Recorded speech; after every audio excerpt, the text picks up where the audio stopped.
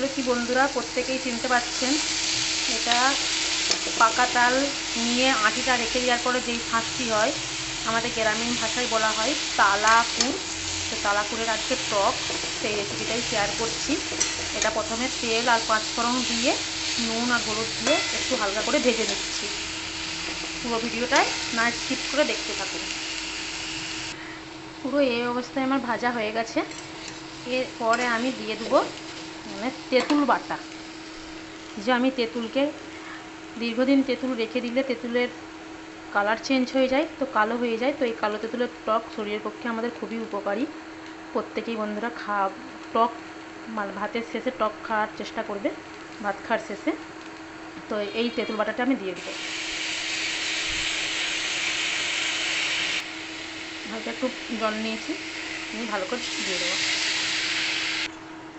ঠিক এই অবস্থায় এরকম হয়েছে, আর একটু দিতে হবে।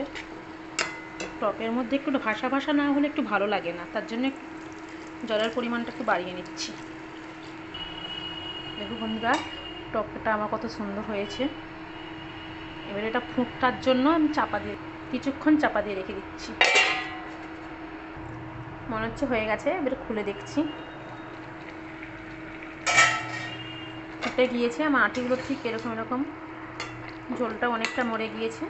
এই অবস্থায় আমি চিনি দিয়ে দেবো।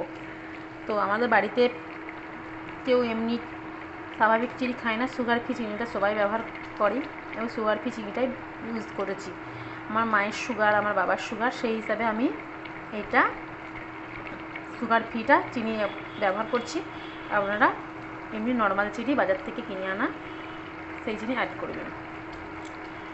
তুমি চিনি টকটা খেয়ে যে পরিমাণ অনুযায়ী চিনি দিলে হয়, মিষ্টিটা আপনাদের পরিমাণ মতো আপনারা বাড়িয়ে কমিয়ে নেবেন। এগুলো হয়ে গেল আমার তালাটির টক। এবার আমি নামিয়ে নেব, চুলার আঁচটা এবার আমি বন্ধ করে দেবো।